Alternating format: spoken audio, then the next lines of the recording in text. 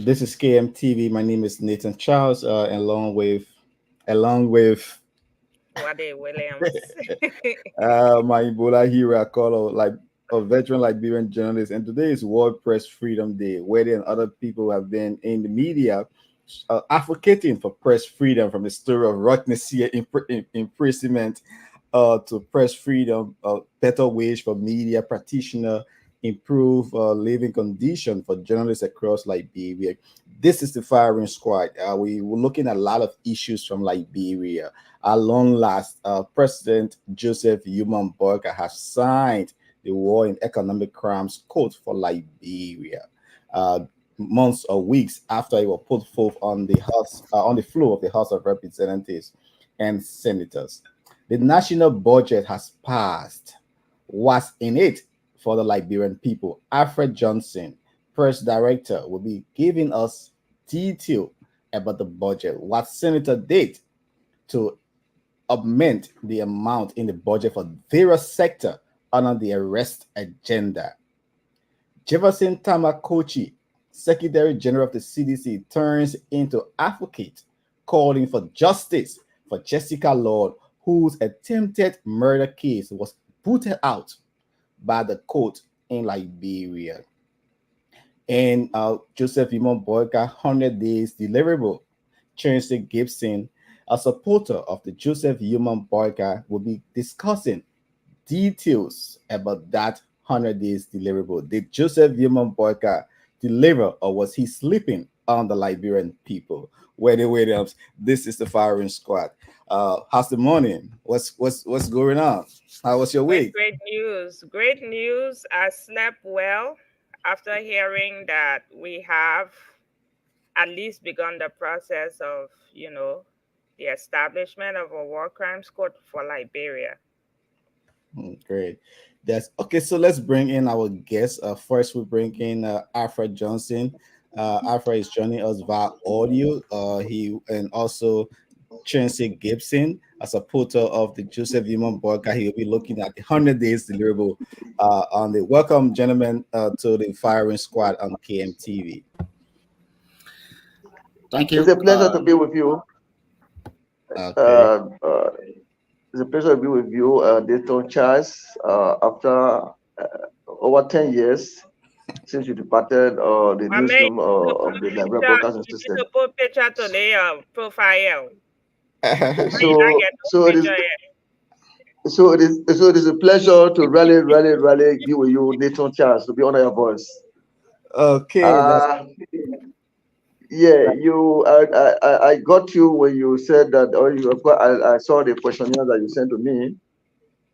So I was trying to deal with them in the chronological order. To begin with the specific function of the Senate. Uh, Actually, the Senate is one of the bicameral houses of the legislature, which was established consistent with Article 29, which says that the legislative power of the Republic shall be vested in the legislative or in the legislature, which shall consist of two separate houses, the Senate and the House of Representatives, both of which shall pass on all legislations. And so, but specifically, there's a specific function that's given to the Liberian Senate under Article 54 of the Liberian Constitution, the 1986 Constitution of Liberia. And so that's okay. a specific function that is to consent on all nominations by the president. No other house can do that. And so, with that in mind, since the government came to power, uh, there have been the cause for the government to be seated to form the government. And so there have been series of nominations, a series of confirmation by the Reverend Senate. Okay. As you speak, as you speak, a lot of people have been over 225 persons have been confirmed, including all cabinet ministers, directors, and other people. And so specifically, that is a function that's given to the Reverend Senate under our laws. Now, you're talking about the act. What are the acts that have been passed or Yeah. have been passed by the government? Senator. Actually, like I told you, the issue of permission took away most of the time. The government uh, would be desired to form a government that will be of national interest and that will have the quality of people that will really deliver. It has been taking a lot of time to see who to be nominated. And when the nomination comes to the Senate, they take time to scrutinize that nominee and to ensure that that nominee will not only be there.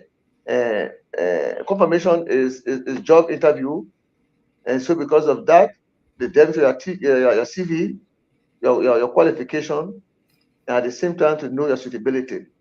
And so that took most of the time. And so we have now had to have a lot of things besides the nomination and the confirmation of government officials. And so if I should ask a question, what are the bills? Of course, there are some bills or there are some acts that have been introduced to the legislation, but that have not been acted upon. We close the other time. When we close, we should have opened on the 10th of May this month. But then the law also gave the president the right to call the legislature whenever it is on recess. And because of that, the president, His Excellency Joseph Numa Boakai, recalled the legislature on the 1st of April to the 30th of April. And just recently, and that it was specific reason why that call would be because when we closed, the day we closed was the day that a draft revenue budget was sent for 2024. At that time, was the day that we closed. Now, to have passed on that instrument to ensure that the budget is passed, he called a special session, and also to confirm all of government nominations. As we speak, the budget was passed.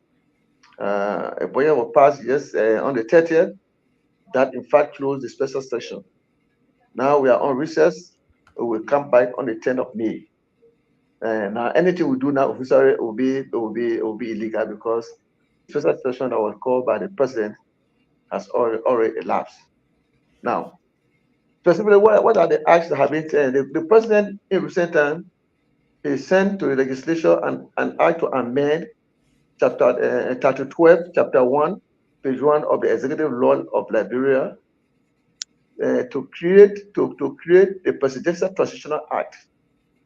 That Presidential Transitional Act, it is now in the committee room, the executive committee, along with the judiciary committee. That act is to ensure that there will be a smooth transition of government whenever there's an election.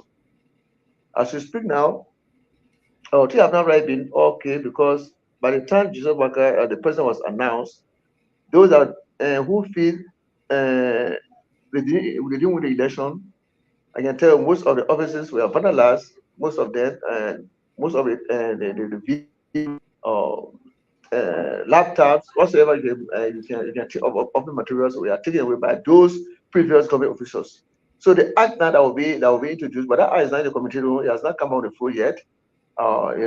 Just being read and sent by the committee room. I'm sure as soon as it will come on the floor to look at the app and give the tea that is supposed to bite, so that whenever there is an election, people will not get anything whether that does not belong to you. Another act that was introduced by the president recently was the act to create the Tourism Act of Liberia. The information will have the information of ministry, the Ministry of Information will have the culture, tourism, and so the act has been introduced so that to detach the tourism aspect under the Ministry of Information. That act also is done before the commission and of course the Committee on Judiciary to advance plenary, because the government feels that when that is done, then the country has their law, tourist areas. You know that very well. If you went to Cape Mount, you know how Cape Mount have that the Piso and all areas. You will see that there are a lot of attracting area for tourism. So if that act that commission is created to be an independent commission, it means that the government will generate more from the tourism sector. So that act is before the committee. That later, anytime we open, they will come back. Then there's also an act to also create the local government act to repeal the act that created the Ministry of Internal Affairs. That act, as I speak, is also in the committee as well. Will come back. It will come on the floor. The act that was passed, it was the act. It was act to pass the budget. You know, the budget is the law. That budget was passed on the 30th of April. That now gave the government the power to do expenditure. And what was in that act, when the revenue envelope was introduced by the president, His Excellency Joseph Boakai, it was a little over 62 million. But then when the budgets was being held during the budget hearing, you know, when the budgets come to the legislation, it goes through a lot of scrutinies, and we have the expenditure envelope, and we also have the revenue envelope. For the revenue envelope side is where you determine what are the issues, what are the fundings that are accumulated by each of the entities. Then expenditure areas determine how much you spend last year and what can be added, and what are the issues, what are the factors. The only way they can give you another allocation if you have different programs, same programs. Then from there they'll look at the program and say, look, this man was giving $200 the other time, and he has performed, and because he has performed, he calling for another program to be added to. So from that aspect, the legislation can also add some monitors. So that particular act came, it was a little over 62 billion, but after they went through a various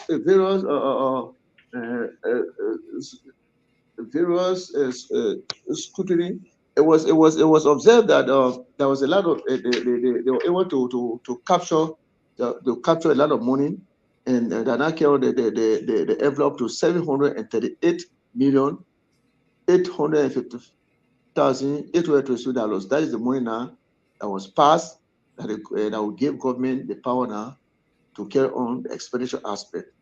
So the total budget now is 738 million, as I said, 859,827. And how much is there for our senators? In fact, what happened? Before the envelope was introduced, after the draft was introduced, it was me. I would not have the figures in my head, but there was a reduction from the previous amount that were allocated to representatives to senators. The president reduced the amount, and so that today I may not have the final figure in my head. But senators reduced their amount. They have been reduced to some extent. Now, okay, Alfred. Yes, sir. So let's run down with this investigation on this $21 million rule contract and the illicit money in Barbados County. I know you don't have a time. Yeah, okay. Before we get there, let me give you some specific issues, on this budget. Okay, there were some adjustment made to domestic debt and obligations to provide the fiscal space. Now, what happened now after those money were discovered? What happened is that there was someone allocated to social development about 15.5 million. There was a rule of law also got 12.3 million. The infrastructure and basic services 8.9 million. They have energy and environment, we have 7.1 million. We have agriculture 3.4 million. There were additional things that were added after they discovered the amount. Then education 3.3 million. And what is more interesting is that our disadvantaged youth, they also got 4 million. And so it was the first time in the history of this legislation for this special, for all of them to vote that day. Nobody abstained, nobody went against the budget. The budget was passed at 46 votes to the Liberian Senate. Yeah. So to 26 votes to the Liberian Senate. So that was the first time in the history since I've been covering here and I'm working here. Now coming back to talking about what you're talking about illicit money and where? And the $21 million contract from the Public Works that is they are investigating. Okay. it was a week ago, or 2 weeks ago, when a letter came from some senators, including Dallas Dillon and Senator McGee, who was the lead writer for that communication, that that the government should account for $21 million, because the state government doing rules who gave the government to spend. And so that particular issue was sent to the Committee of Public Works, which is headed by Senator Abochie, to do the investigation. But because everybody was focused on the passing of the budget, and the report did not count the flow until the budget was passed. But we are sure that as soon as we come back from recent on the 10th, that committee will be that particular report will be on the floor.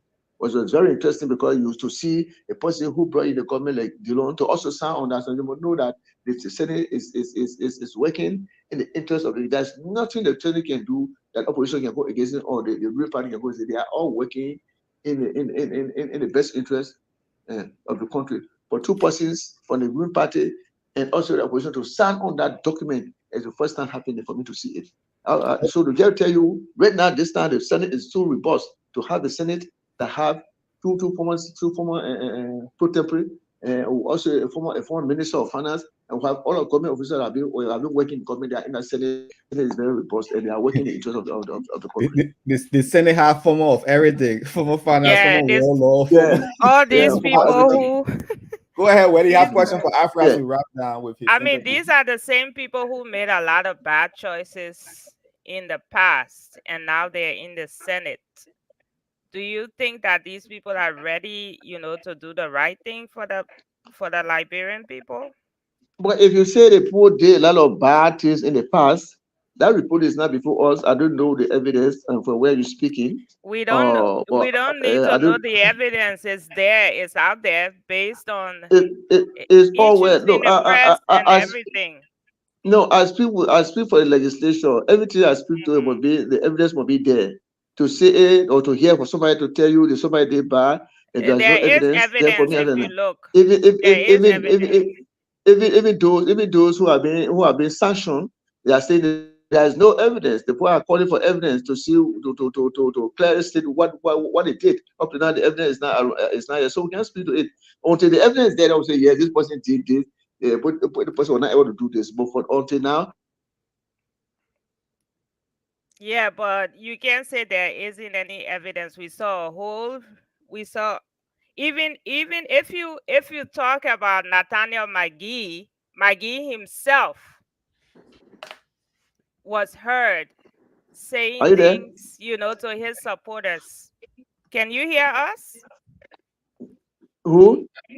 Nathaniel McGee on the campaign trail or somewhere in the counties was heard loud and clear telling the people why he misuses public funds. And he uses it he said that. He said it. So what evidence again do you need? He said he using the interest of he said he used the public fund in the interest of the people, right? He misused it, but he's using it in the interest. He admitted to misusing public funds. At that time, he was not saying it. Yeah, but using the interest of the people. But you say you don't have evidence, but you are aware of that.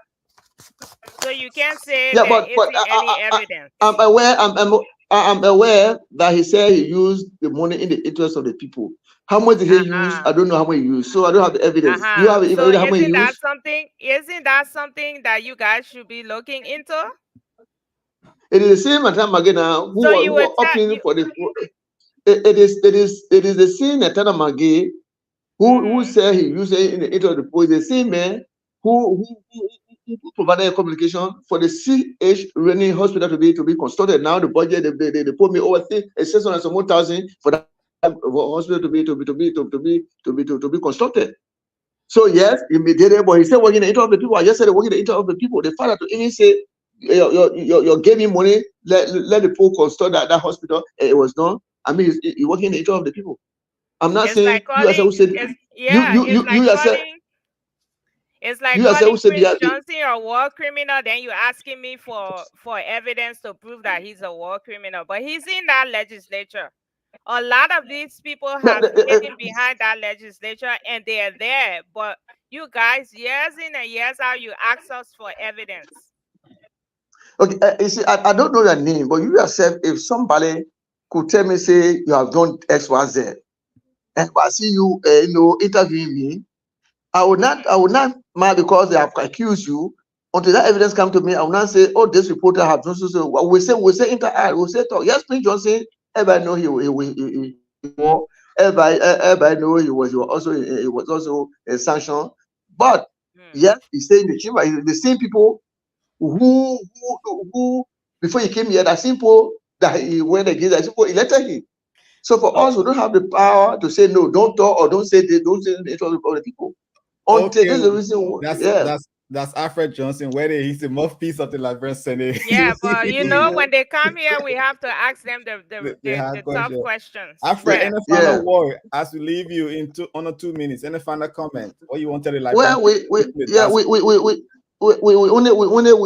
are only happy that the issue of the war crime code is now ongoing. The fact that the president are only issue and the executive order establish the office of the war crime code. It means it is on track. You know that instrument, it was something that was proposed by the TRC. It been dragging until recent day. When the House passed a resolution, sent it to the Senate. The Senate made an amendment and sent back to them. They agreed, and they are now sent to the executive, and the president has not issued an executive. So we just hope that as it going on, because we have to, those that committed heinous crimes and against humanity, they should come and account and attest to it. So definitely, as the fact that it has been done now by the president, I hope that everything is on track. Okay, it's on track. Alfred Johnson, the press director of the Liberal Senate, speaking to us via telephone from Monrovia, Liberia. Alfred, it's a pleasure to always have you on the Firing Squad on KMTV. We're just putting you on the squad. Thank you very much. Thank you very much. Thank you very much for the interview. I'll always be waiting. I have some of your reporters here that are assigned here. It was not easy for me to agree with. This is the only Senate over how many years? Everybody, all journalists want to cover the one Senate. All the journalists been covering the Senate for years, so don't. So I'm saying for everybody, I will say over 100 some more applications get to cover the one Senate. That's not what happened in our life. Because that's your first time being head of that place. This is what? Thank you so much. This is what? The proliferation of media it's always been there. That's the fact. That's the fact. I was asking why the people are now opting to go to the House of Representatives, but not the Senate. It's because they have men and women, some men and women here that want to shape the country into the right trajectory. So they want to come in and cover. That's the only reason. So I have to set the benchmark for me to recruit the KMTV or one of those I get preference. So you mostly in the press? Are you? They're not mostly in the press because if allow everybody to, they say that will not have place to even enter. So you can set a benchmark. Everybody that media you bring it. For instance, you can't be coming to cover the Senate. You don't have to travel. You have your phone. You passing over the phone. You don't do that. So you can set a benchmark before you cover. You might have a trouble. So what is what's the requirement for being accredited at that place? No, I said there were a lot of requirements. First, you must have covered an important entity not less than 5 years. You will not just say to the journalist, they go to the microphone. So no, you have that. You must have the experience how to be there. Why is there a requirement for someone to cover? Because there are always rookie journalists who just joined, and they might be so good that their editors might assign them to cover the legislature. There you go. And it could be the first assignment. No. Before I cover the legislation from ABS, they don't know. It doesn't matter. It doesn't matter. No, it matters. It matters. Even in your studio, you have a policy. All the studios have the same policy. The place where you work, you have a policy. A different from other policy.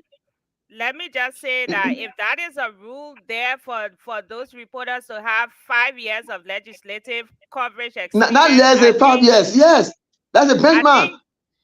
Was that the benchmark, or is it a new It's a thing? benchmark. It's a benchmark to be accredited. Yes. It's always been, because I know I had reporters in that place that didn't have 5 years experience, but they became Where in the one of Senate? the best. Yeah, well, In the that, Senate? in the Senate, legislature, In the Senate? everywhere. Yes.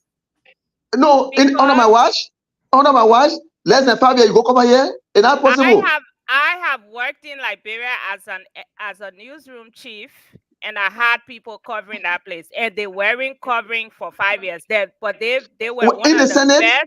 One of the best reporters. Yes. Who is that person? Who is that person? Yes. Henry Cameau. Who's that person? Who? From Front Page Africa. Henry Cameau. Who is that? From who is FPA. That? Henry Cameau. Hey man, Nathan man. You know Henry Cameau came from EIBC first. Okay, Henry Cameau to ABS. Right?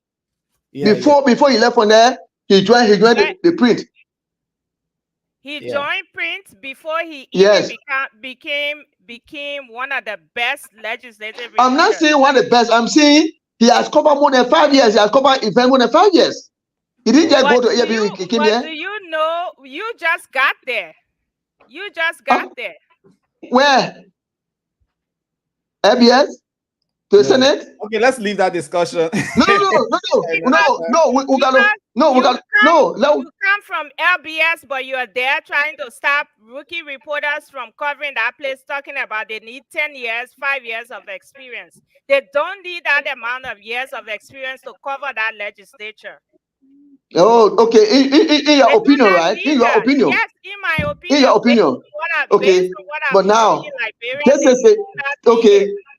Okay, if it didn't happen then, it's happening now. This is a new dispensation. Before you cover the House of Senate, and even the House of Representatives, you must have covered not less than 5 years. That's a benchmark. Trust me. I think that is something that the President of Liberia has to look into, because there are good journalists who could cover that legislature, but you're trying to stop them from doing it. You need to have 5 years. The president of the president, where? The president of the everywhere have the policy. Even in your new policy, if we set up a benchmark, this is our policy. Even our Senate reporter, they will not go by it. If you say everyone can cover, you know how many people you'll be inviting here? Over thousands of people be in Achimba. Where will the senators be? It doesn't matter how many people you have there. As long as you have a proliferation of media institutions, every institution has to have a representation in that place. It's the house of the people. No, it's not personal property for you guys. I cover the Ghanaian Parliament. Not everybody was assigned there in the Ghanaian Parliament. I cover the ECOWAS Parliament. Not everybody was assigned. I want to say, look, I cover all the areas. So that's a blatant lie. That's a blatant lie. Liberia has a more open form of democracy. No, I'm telling you, that's a blatant lie. Because I went to Ghana, I asked that question. The person said no. They have a lot of media entities in Ghana. If I allow everybody to come here, there's no. Even we as staff, we will not sit. So they sort of have a benchmark. In Ghana. You can set up on the balconies there and let the people do their job. No, I'm telling you that all over the world now the media is green. You can't continue. You can't continue to find somebody who just hold microphone today. It doesn't even know the elements of news. Say go and cover. The election is a different type of terrain. They have a legislative jargon that you come here. They ask you what's a bid. What's I don't know it. No. We can't tolerate that here. If you are not covered for 5 years, less than 5 years, you will not cover here. That's the thing. You should just know that. I'm here to supervise. I'm here to coordinate the press. That's my duty. So to coordinate you, I'm gonna know what you are doing. Okay. Tell me where you don't have policy there. There, I will agree with you. But I don't have a policy there. You don't have. No. We should be very tolerant of people. Oh, that's tolerant. 5 years is that if I have said 10 years, no, that is so. But 5 years as a reporter, so you tell my friends, I'll go to the legislature. It's the first branch of government. This is the first branch of government. You want to have attained some caliber of reporting standard before you can come here. Even the dress code is also by then you will say, okay, anybody that dress any kind of way you will come here. You will say that. That don't bring any kind of special dress code. Anyone you want to come here, that one say it's a dress code. The dress code also is there. Thanks so much. I know I wasn't a legislative reporter, but there were times that I had to go in that place and do stories there. So whatever Uh-huh. you're saying it for yourself. Because when it comes to when national issues is breaking there, you can't stop anybody from getting in that place. All right, So Mr. when you come Johnson. to my office, you are not coming. Come to my office. Say I want the information. I will ensure Yeah, that I you get the come to your information. But to office. come here, but you, you Okay, know we have what? to go. We just wanted to hold your legs. Today is World Press Freedom Day. We made I think the issue I overshadow interview. Say I hope Yeah. we mm. okay, Now thanks, Henry, Alfred come now. Johnson. There. Yeah, Alfred okay. Johnson, they're speaking from Go Monrovia, talk to Liberia. Camo and ask him who put Yeah. me in that Now place.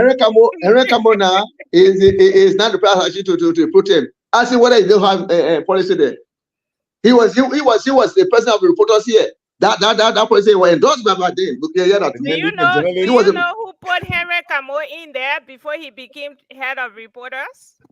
that's not the issue. That's not the issue. He Uh-huh. was elected. He started from He was somewhere. elected. I hear All you were right, guys. elected. I say you were elected. Yeah, great. We gotta go. Thanks so much. Today is World Press Freedom Day. That's why we talk to or have Okay, like an man. issue of Okay, thank media. you. Alfred Johnson there speaking. Let's move straight over to our next guest here, Chancey Gibson. He's been looking at President Joseph Boca 100 days deliverable. What's in it? He's a supporter of the Unity Party. Cyrus just joined us. Cyrus, welcome. Yeah, We'll come back and chip chat over what Alfred Wow, Johnson said. Cyrus. good morning. It's good. Welcome, Are welcome. you guys hearing me?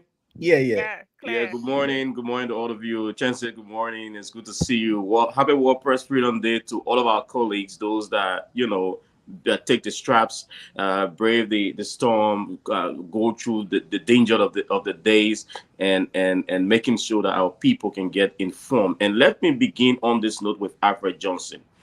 As former Assistant Secretary General of Can we hold over and bring I finish wish with she was Chancey? still on here. I served as Secretary General of the Legislative Press Pool. I covered that place for over 4 years. Um, and I know that what Alfred is saying here is his own thing he's putting into place.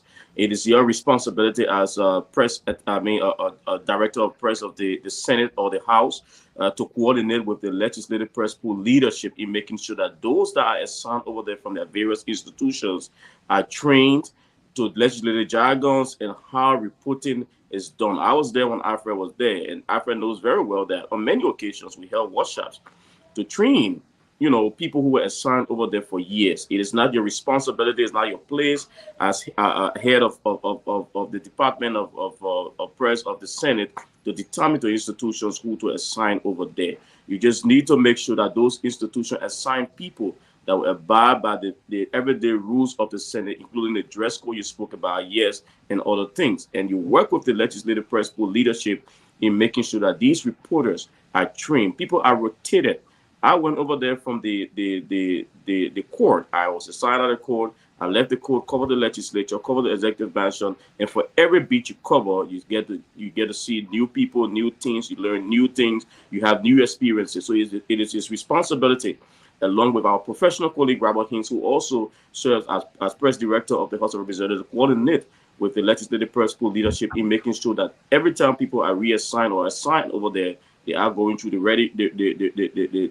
rudiments of everything in making sure that they are acquainted with what they are there to do and give them those training, have workshops, making sure that people are trained on a regular basis so as to get even those people he called his bosses when they are elected, they go through training to know legislative proceedings and all of that. At least to say those reporters, some of whom are well trained, you cannot talk to them, you cannot down talk them like that, making sure Yeah. that you provide the space, coordinate with them. But if you want to come with your jungle justice and harsh form of words and all of that, trust me, you will not get it easily over there. We had a couple of people that we stood up to. We put black out even on some senators and representatives for their treatment towards journalists assigned over there. So you don't just play with people and come and throw walls here, especially on this day that our colleagues are out there World making Press sure they can Freedom Day. sacrifice their time to make sure that your bosses are heard, they are seen by I mean out there through what they do. So we can do that, Alfred. There is a need that you call the head of latest pool, work with them and coordinate the affairs. I would not say that every Tom, Dick, and Harry should be assigned over there as a journalist. No, not everyone who holds a camera or a microphone is a journalist, but people who can acquire the training and make sure they can professionally work with you. And I think that's the space you should be creating. Okay, we'll talk more about Alfred Johnson and the media. Today is World Press Freedom Day, but let's bring our guest. He's been sitting patiently waiting to propagate Joseph Boakai 100 Days Deliverable. Chancellor, welcome. You've been reading through the media. You've been following the President 100 Days Deliverable. What can you tell the Liberian people? Did Joseph Boakai deliver? The CDC is saying he failed miserably. So if you look at the scorecard here from the CDC, there are a lot of things they stated that Joseph Boakai failed miserably under his 100-day deliverable. What can you say? What are key issues you can point to? Thank you, Nathan. That we said, good morning to and good afternoon to my own brother Cyrus and Wede. And good morning, good afternoon to the peace-loving people of the Republic of Liberia. I'm Chancellor like Makala Gibson, a strong supporter of the rescue mission, as referred to a arrest. His Excellency, Ambassador President of the Republic of Liberia, Joseph Boakai Sr. Our first 100 days of deliberation, if you listen to the statement by the President that was on Wednesday, the 1st of May, it's so heightened to hear people saying that the government failed massively. And actually, it beat my imagination as a Liberian. If one can say this, then we definitely need to question then. On our 100 days, this is the first time in the history of the Republic of Liberia, after the 14-year bloody of civil war, we are talking about this war crime and economic crime code several times. We have the 12 years of the former Unity Party under Her Excellency, Mana Ellie Johnson Sirleaf, where we have the highest peacekeeping mission ever under the United Nations, 15,000 troops. The war crime code was not brought to our country. Liberians cry here and there. We have President George Bekugbe Foke Klonjira, we are 6 years. At the time, CDC with 12-year oppositions, they cry for war crime code. That every day, I remember at the time you have the current senator of Mangibi County and former Minister of Press and Minister of Internal Affairs, something like that. Nathaniel McGill. They slept in front of the American embassy that they needed a war crime code. When they got into power, we never heard about war crime code. But on just 90 days, 100 days, 3 months, 10 days time, this government, the rescue mission, has signed and brought the war crime code to the Republic. That's one. Two, we spoke about, the president spoke about there is no car going to stock in the first 100 days.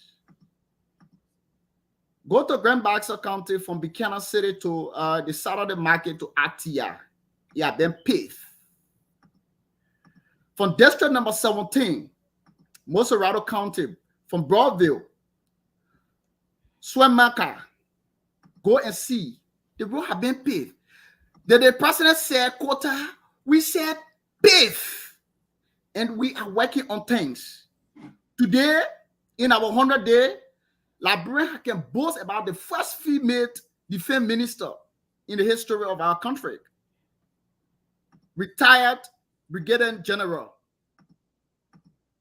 Geraldine George, who is the current defense minister. We are working on things, and this government is going to be a successful government in the history of the Republic of Liberia.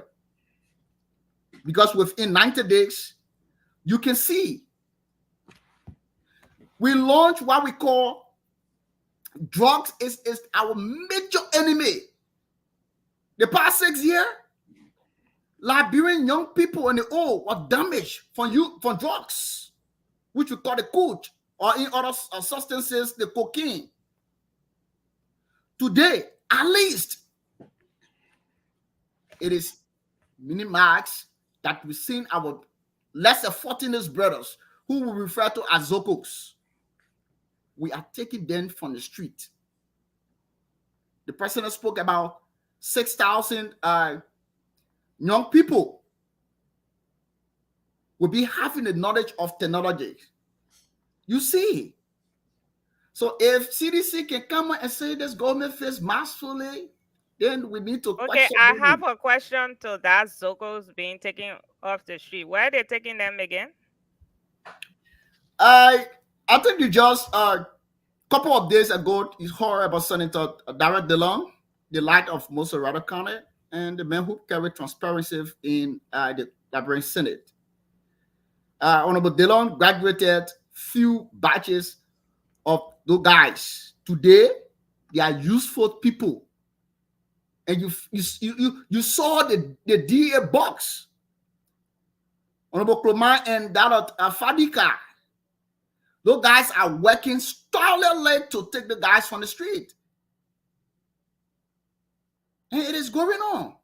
But you still haven't said where, what concrete measure this government has taken, because this drug issue is a big thing.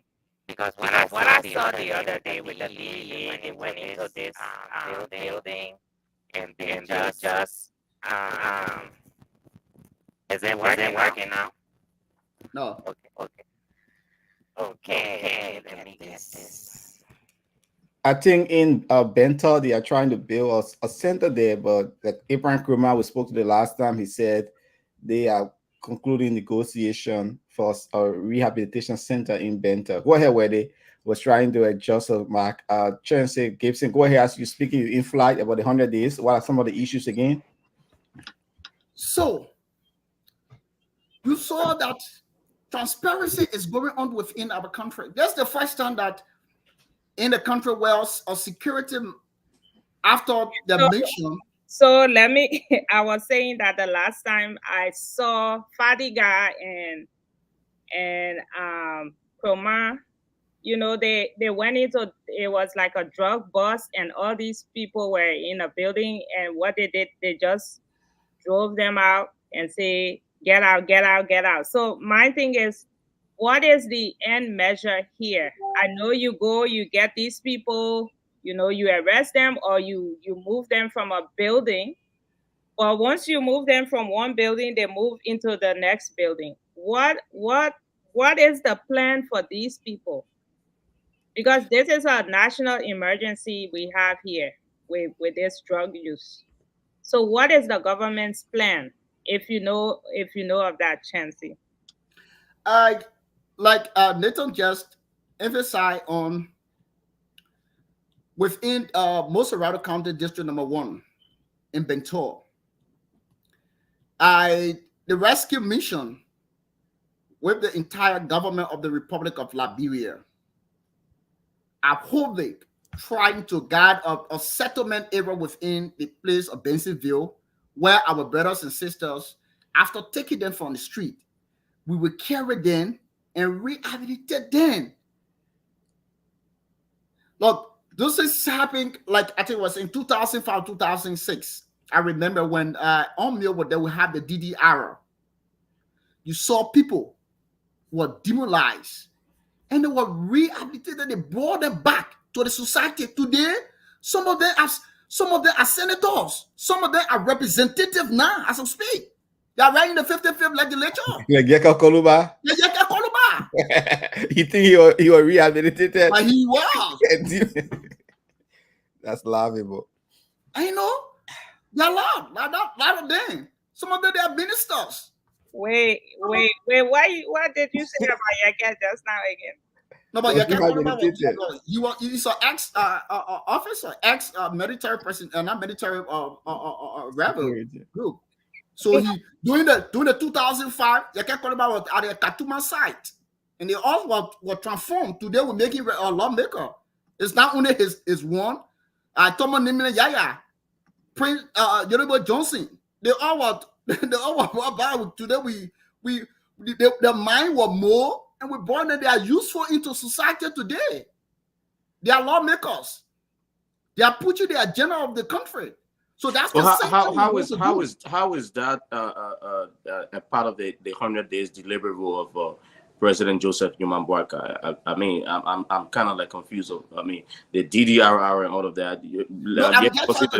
Yeke was in the legislature before this government. Prince Johnson is the longest serving so far. If he ends this term, he will be 27 years. That equivalent to the years of Totman.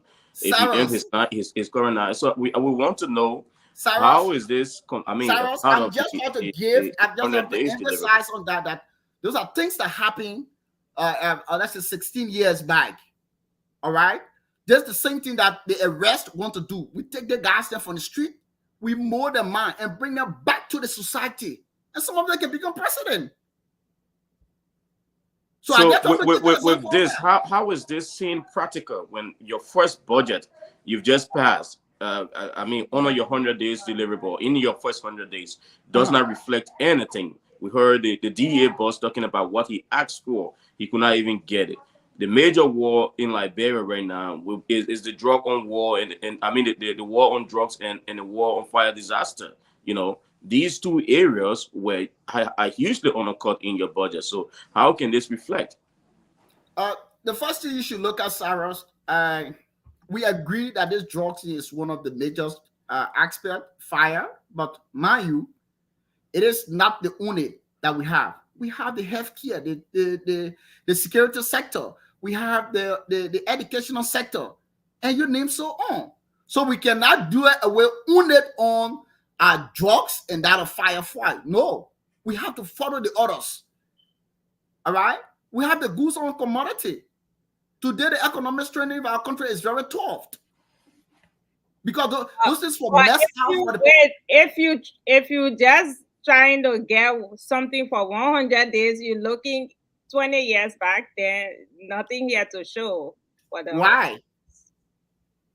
Because you can't actually point to anything realistic that has been done. Probably the only thing is the establishment of the. So why would the road? Why would the rehabilitation of the roads? What roads? The Buchanan Highway to the Saturday Market in Rebel Cell and Atia, from Tapia Town to Grand Jude. We have from district number 16, district number 17, Mosorado County in Broadville to the Swim Marker bombing, and they are law. The continuation of projects from the previous government, or is what is government? Government is continuity. Why you expect? Or you expect we should come and go and do this?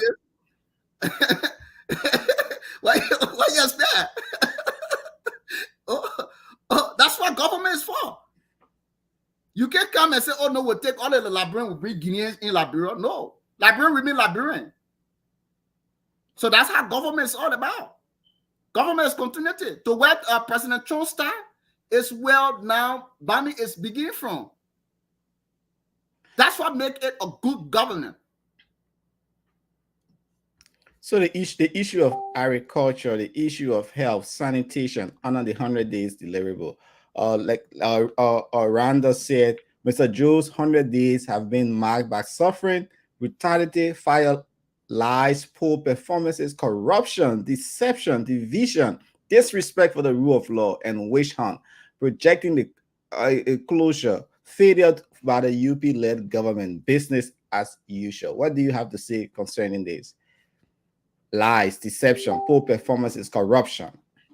All right, Nathan, let me go to first day the fire disaster issue. Should I said at the time President Weah was president, all of the fire disaster was caused by President Weah. So President Weah who was passing around there, chunking fire in people's homes.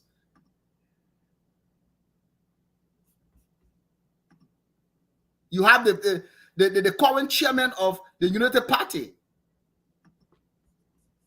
You saw what happened to your house. There are a lot of houses that got burned. That have been with poor performing of our own people because there's no education.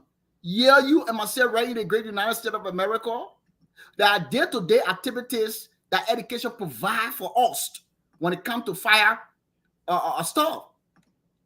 But in Liberia, people still using how they call it. People will stay inside gasoline and have cell phone into their ears. Yeah, but you talk about America here. You live here. You know that they have fire stations on every block here. You know that, right? Sure. So our question will go to you now. Within 100 day time, can a child walk the same day and begin to start crying? You already told us you're doing a lot, which you have. Yeah, we are. We are in the progress of doing this. So we said the first 100 days, there is no car going to stop in all of our major roads. Mm-hmm.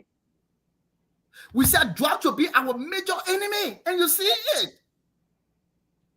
I see. The horse of sin is very busted on the things. You saw the Minister of Education in the first guy to find of a minister moving from county to county, district to district to know the problem of the educational system. It's always happened. It's not always. I mean, it's nothing new. Well, what is the 100 days? That yesterday, they asked about Dr. Sumi. We're asking, what have you guys done in 100 days? Oh, those are the 100 days. Those are things we are naming. Or do you want us to leave the executive mansion and call the 5.5 Liberians and call them online and begin to distribute corporate rights today? Is what you're trying to say? Today we see a city mayor who is not wearing a Gucci all of the time in his office, but on the feed.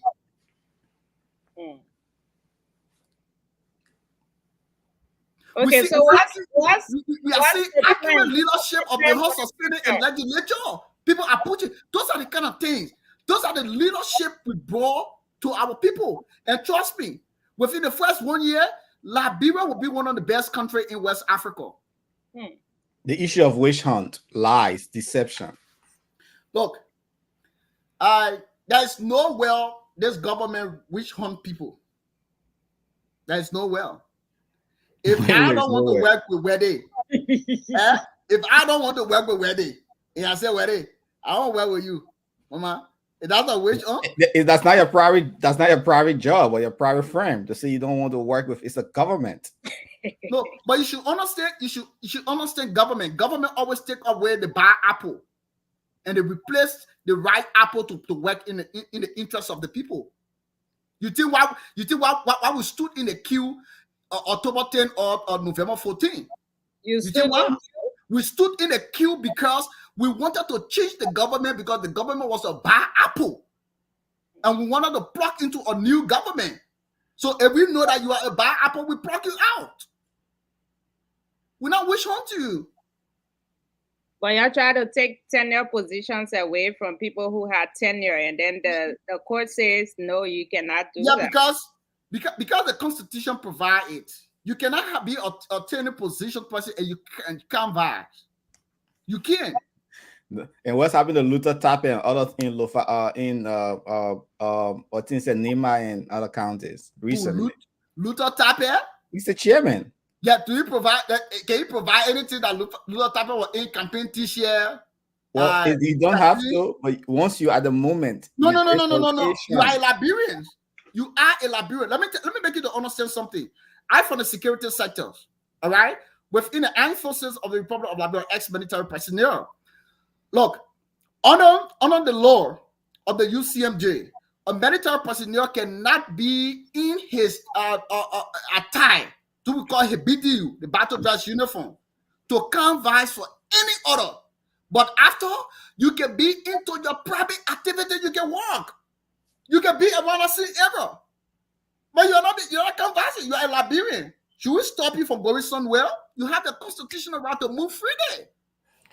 All right, Chancey. What's your parting comment as we wrap down this interview with you on Joseph Boakai Hornady in the Unity Party? What you guys offer for the Liberian people? Business as usual? Look, like we said, the president once told the Liberian people, this government is for the Liberian. It's not for Unity Party. It's not for CDC.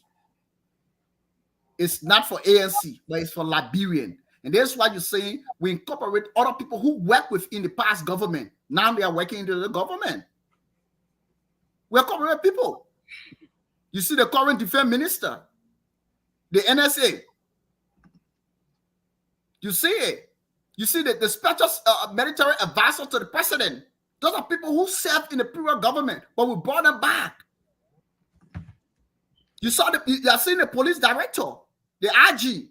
Gabriel was one with the ANC, strong time member, but we brought him to the government. So this government is the Liberian government. Okay, that's all we have time for today. We will see you maybe after the next yeah, you can come 6 months and come and talk to us again about. No, not 6 months. Look, this government, let me make it to understand what it. This government will be one of the suitable government ever in history of the Republic of Liberia. Since 1847, September 2nd, we have our first general election with the two oldest political party, the pro-administration political party and the anti-administration political party.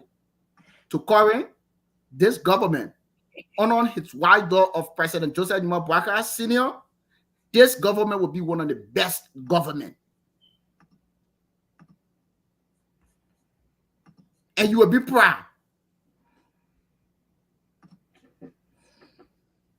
Okay, my man, I hope we get time for you today. I want let you see his party chairman. But the man is the chair. What do you expect the chairman to do? The man is the chairperson of the Green Revolutionary Political Party. He is the chair. and he not canvassing right there, right? He is the chair. Only other people can canvass, but they are allowed to. Who the other people? You know. No, I don't know. You have to call it with it. Who are the other people?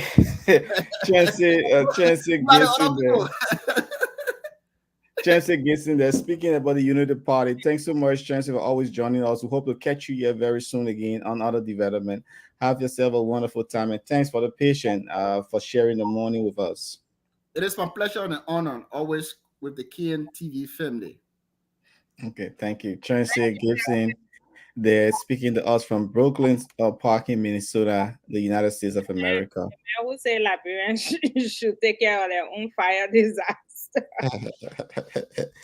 Okay, Wendy Williams, let's look at our major issues. You listen at today's World Press Freedom Day. I saw you pushing Alfred Johnson very hard. President Joseph Boakai's 100 days deliverable. He's out to the United States of America with 25 or 26 men delegation traveling with the president. He appointed as well the security apparatus, National Defense Minister, Brigadier General Geraldine Doe-Sherry as Geraldine George as Minister of National Defense. National Security Agency comes this guy, Prince Johnson III, and this Daniel Zingan is military advisor, and Henrik Pearson II is director of passport position of ambassador. More changes in the government of the Joseph Nima Boakai leadership. He's traveling to the United States of America in Dallas, Texas, with a 26-man delegation, leaving behind his presidential press secretary, bringing on board the Minister of Information and other guys, a reporter from ELBC, which is commendable. He's bringing on some security apparatus aid and other ministers, including the LEC boss, Monique Catan, and Wilmot Pay of Lands, Mines, and Energy Ministry, more Commerce Minister and Foreign Affairs Minister Sarah Besler Yanti. At least she's not like Maxwell Kimenya. What do you have to say since you've been reading the media about this 100 days deliverable? What is Joseph Boakai heading towards? I think there's nothing really concrete that this administration, except for the establishment of the War Crimes Court, which we saw yesterday. The office of the War Crimes Court, they're yet to appoint, to set up the structure and appoint a chief prosecutor, because that would be, when we actually know that this is serious and this is not something, just done, and to just have this office and then nothing comes out of it. But if you look at the 100 days, this government has been struggling because they were just able to pass their budget um, Yeah. after 100 days. There are so many things. They couldn't get people confirmed on time. They couldn't make the appointments on time. So the 100 days has been their transition. I think there was not much done during the transitional period, but this 100 days now, I think they're trying to settle in. So there's nothing really much to show here, about what the government has done. So if they, if they gave us a set of deliverables, they have fallen short on those deliverables because there's nothing at all. Have nothing has been achieved here. Okay, Jefferson Tamakochi is leading the group calling.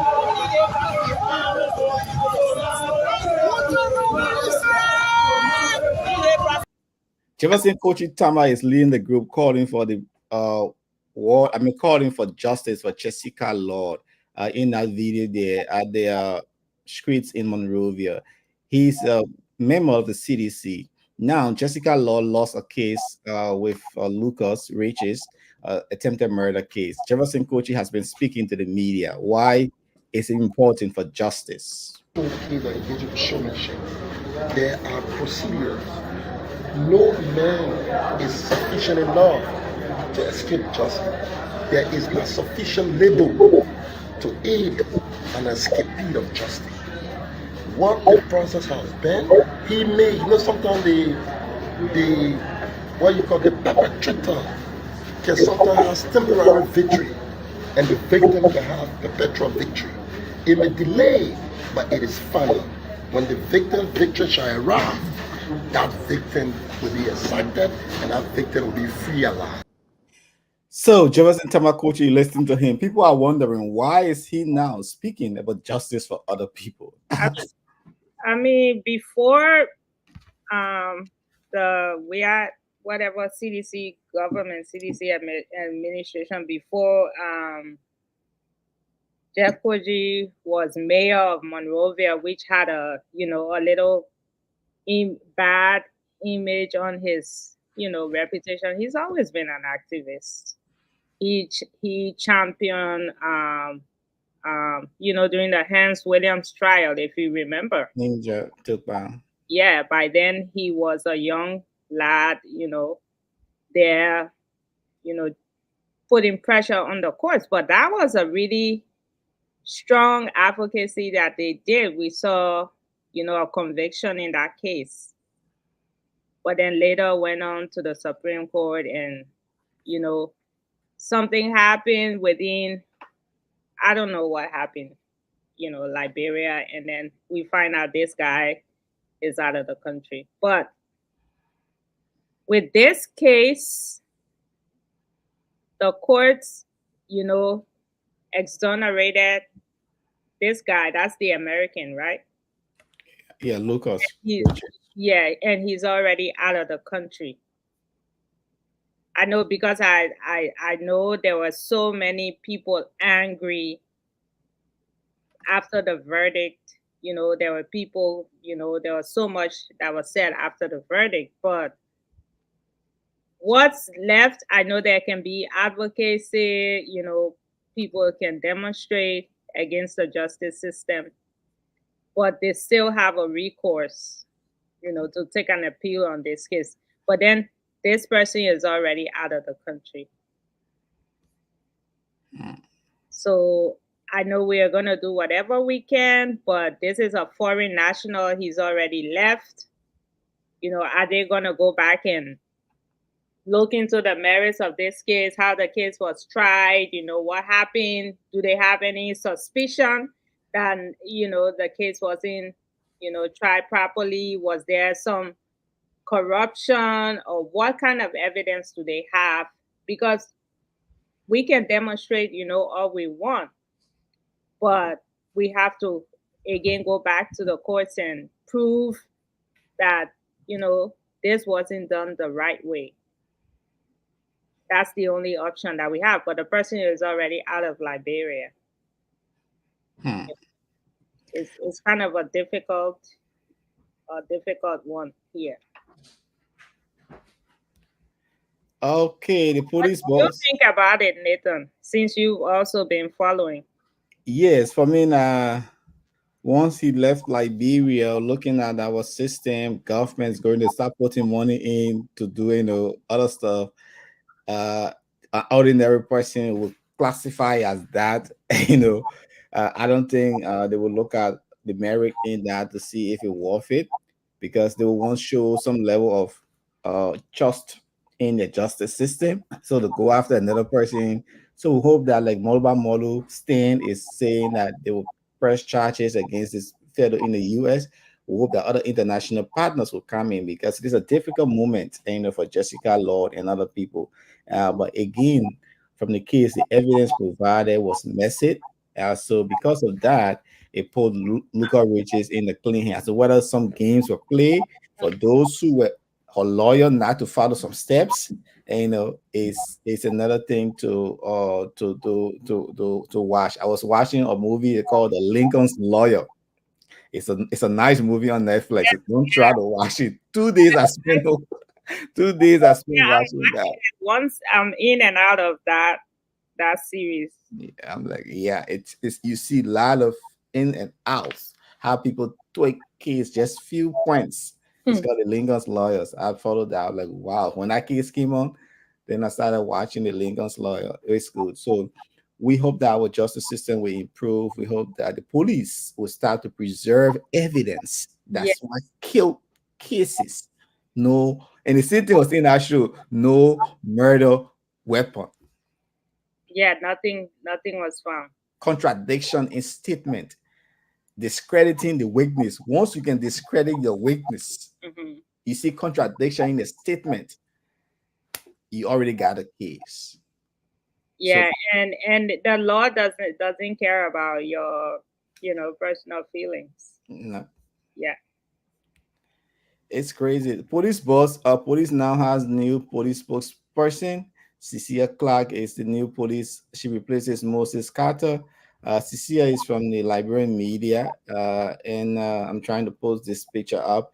She's now the new police spokesman, formerly of ELBC.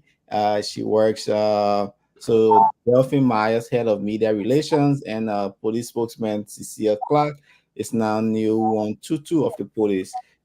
Cyrus McGill compiled a report about the police boss, Gregory Coleman, warning those who are protesting or who are planning protests, the Jefferson Coach, in order to come and channel their grievances to them, and they can sit. The motorcyclists are planning a protest in Monrovia.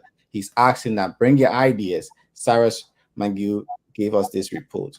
Coleman has sounded a caveat to those planning protests in the name of defending motorcyclists ahead of the May 15 deadline for applying most parts of other areas to proffer better ideas, as the LMP will not relent on enforcing the rule of law where necessary. Colonel Coleman said measures being put into place are intended to protect both motorcyclists and those they carry. He spoke when he unveiled the new spokesperson of the Liberia National Police, Cecilia Clark, on Wednesday. Is to ensure that safety of the people they're carrying and their very life will be enforced come May 15. To those who have stood up to come out to only guide them in the name of protest, we challenge you. Our doors are open for ideas. This is a society of laws. If you believe that the rights of other people are being infringed on, and the only recommendation that you think that you can give is to protest, then go ahead and try. But we are saying the doors are open. If you have ideas that are better than what we are proposing, come to us. Let's speak about it. This lawlessness has to end. Protest cannot be the only way out. It cannot be the only way out. and to those who enjoy immunities by the people and tend to abuse those immunities by coming out and inciting people. When your action constitutes a breach of the peace, you understand that we are law enforcers, we will enforce the law. So if you have ideas, if you believe, anybody for that matter, my doors are open. If you have an idea that you believe is better than what we're proposing as it relates to the restrictions, from now to May 15th, we have to work 2 weeks. You listen to Gregory Coleman. They're calling on those who have ideas to come and sit down with them. The police said, hopefully, a few weeks from now, no motorcycle will fly from certain parts of Monrovia. And they have been mounting concern from motorcyclists. Even the chairman of the chairman of the ruling party, what his name, Luther Tappe. I'm seeing a letter here he wrote to Jeremiah Coon. So people are wondering why I write letter to Jeremiah Coon. In that letter, Luther Tappe, chairman of the party, is calling on Jeremiah Coon to intervene on the government's plan to ban motorcyclists from riding on Main Street. Says the timing to implement the mandate is worrisome. So some of the things he cited, he's like the guys, for example, Chairman Tappe, the time of implementing this mandate is worrisome as at this time may affect the bread and butter issue of the members of the sector. So he wants that they should relax their restraining order on motorcyclists and work with them to ensure that they plow certain parts of Monrovia, because they were the same guys who took them during the campaign time, and now they want to ban them from in the streets. They would cut the bread from their mouth. He's writing Jeremiah Cohen. Why should he be writing Jeremiah Cohen and not calling the president and other stakeholders to intervene? Yeah. Nathan, can you repeat that again? Jeremiah Cohen has been written by the chairman of the Unity Party to intervene in the government plan to ban motorcyclists from Monrovia. They have been concerned. Why is he writing Jeremiah Cohen, not having meeting, calling his president and other stakeholders to a meeting? Yeah, I mean, unless, he wants him to go and talk to the motorcyclists, but that's, what can he do at this point? What can Kuhn do at this point? I think they have at those motorcyclists, I don't remember them having a union unless they have that now. Yeah, they do have. Yeah. So you could engage, the police could engage, the union. Now the police, the way they handled it in the beginning, that's what got it, all messy.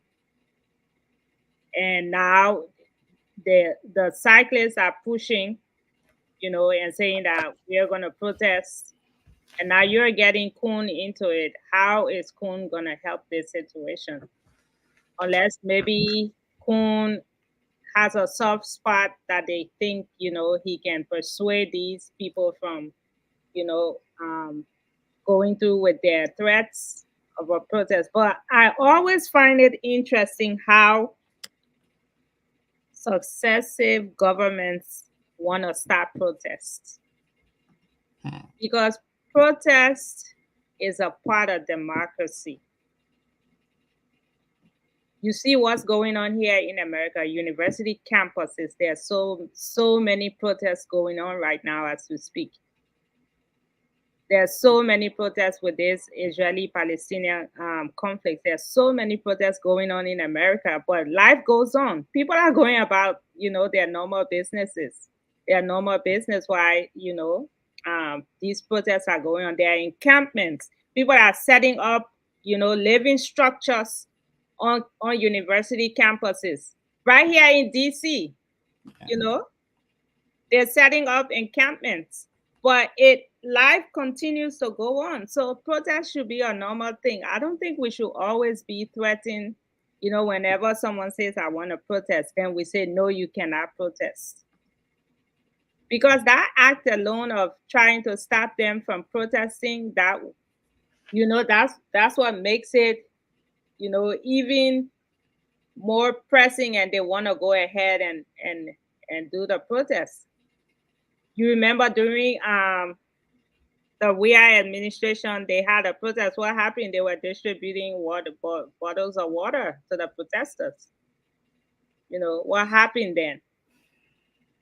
You know, it was like, you just have to allow people to express themselves.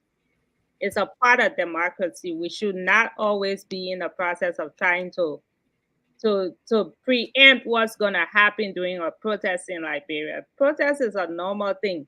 What makes it bad is when the police steps in and try to stop these people from expressing themselves. That's what creates, you know, the confusion, the violence. But if you just allow these people to protest, they will do it, they will go home. You know? Yeah, the laws where your right stop is where Yeah. someone else You start. just guide them and say, you can protest, but even if they set up roadblocks, it's a part of democracy. We just have to allow protests. I know it's been a sticky issue for from Ellen Johnson Sirleaf to George Weah now to the Barker administration. Even from the 80s, people have always been against protests in Liberia. Any public gathering, they have always been against it, you know. Joseph Human Boyka is using another arm to kick out the LTA, calling for the investigation. He has gone ahead and reappointed those who was previously appointed to oversee the LTA acting. Let's come back and have that discussion. What do you make of Joseph Human Boyka suspending the LTA and resending those people back to the LTA? But Yeke Kolo and other people have something to say. Good. So that why up now you're not called Belena Ure. You know that Belena Ure there, and because of you Belena Ure there, when Cummins make confusion today. You know that because of you Costa and Cummins are not friendly today. You know you the one push them to do it. You know you have the telephone. They say you're reconciler Joseph Boyka. Joseph Boyka, you're a strong dictator. You the highest dictator ever in the history of the country. And Alexander Cummins say you test to say, have you responded to him? Have you? You who? You who? You who? You are saying that job we are feeling you don't have food to eat. Today, the grandpa made you power. I mean, give you power for you to reconcile the country. You not ewa? You not ewa? Team, I take telephone and call you. Then you ask the team that now you know me. That everybody will vote for you, Joseph Boyka. Joseph Boyka, you are a strong dictator and you honor the influence or something. You and myself got to do our test on the mini role. Joseph Boyka, you do the draft test. If I tell you, say you did, I will not do draft test. The thing you're doing will not be the country. That people are very fake. You are very, very fake. You're not thinking well. Because you need to look at what the main cause is for. There should be a root cause of things. You're not looking at the root cause. A sound man of me, a family already, what are you trying to be causing? You should always look at the root. What the main causing for? But you have to insult to get the message across? Yes. There is a revolution. Everyone came in the country to want to do for you. And they came do on TV. Don't you think about the children? No, but children, even when you're watching film, children below 18 can watch something how you call it, the movie. Oh, Question is this guy. I don't know that the Yeke Koluba, these two people. That's how people get fame now. In our country, the other way around, you get more fame. Yeah, but I don't know what the issue is between these two people, Yeke and Joe Boyka. They need to go indoors and settle whatever issues they have because Yeke Koluba is always on something, with the Boyka, with Joe Boyka. Personal, it's a personal issue that they have going on here, and with what's going on at the LTA, the president, dissolving, this like a leadership team and then appointing the same leadership team, again, he needs to explain to us why, he's doing this. Are there no qualified, individuals, to oversee, the LTA until probably, why did he appoint these people, and then why did he dissolve and then reappoint them? So he needs to give us an explanation on why he's doing what he's doing. I cannot speak for him, to say, why he's doing this. He's the president of Liberia. He has, the constitutional right, to appoint, whomever he wants to appoint. Yes, so he can appoint whoever he wants to appoint. This is a firing squad we always hear on every Friday, looking at issues from Liberia. Today we'll be looking at President Joseph Boakai 100 days deliverable. Chancellor Gibson was here. Alfred Johnson, director of press at the Liberian Senate, was also here, giving us some details about the working of the Liberian Senate. Finally, today is World Press Freedom Day. You've been in the media already. What different can be done to help improve the welfare of the Liberian media, and including those in the world? Journalists have been marginalized, killed, or beaten all around the world. What can be done differently to improve the freedom of the media? Yeah, I mean, around the world right now is a lot of danger, for people who report the news and comment on the news. And we have this whole new era of citizen journalism also. And in Liberia, it's even more difficult to do your work. For example, you saw the guy who was on earlier on the show. Alfred Johnson. Yeah, people, he also worked as a journalist, but then he's in position of power where he can empower, journalists, but then he gets to sort of marginalize them. So I think people should be able to allow journalists to work freely, free of intimidation, and also we should be able to improve the situation for reporters in Liberia, especially in the newsroom, whether it's print or it's broadcast. Better pay for journalists. They deserve better pay. They deserve better benefits. And I think they deserve better training, especially the dangers that they face, whenever they're reporting. They deserve, to be trained, properly and paid properly. If we pay, the journalists that work for us, if we pay them well, we'll get the best, out of them, and also protection for reporters. The journalist is not your enemy. They're just there to do their work, report the news, do the commentary, and they're doing this based on facts. Whatever they're reporting on, they're not making up. It's facts, that's out there. But if you don't like it, there's so many, people who don't like it, especially public officials. They hate scrutiny. And when journalists are scrutinizing them, they say, oh, this is not a journalist, and they do all kinds of things, to suppress, reporting. We've done a lot of work in Liberia, and we've come under fire by both the government and individuals in the government.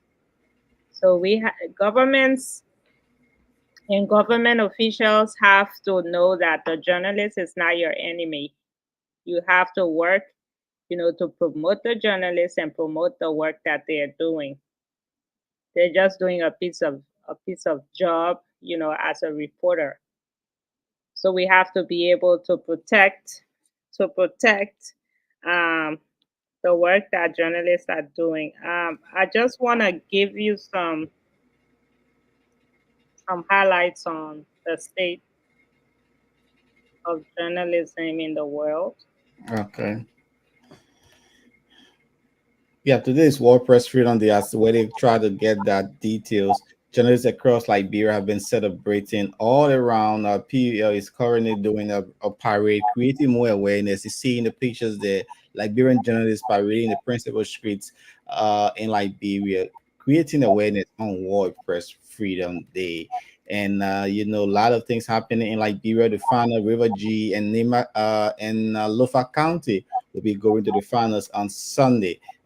Is indeed an interesting match there.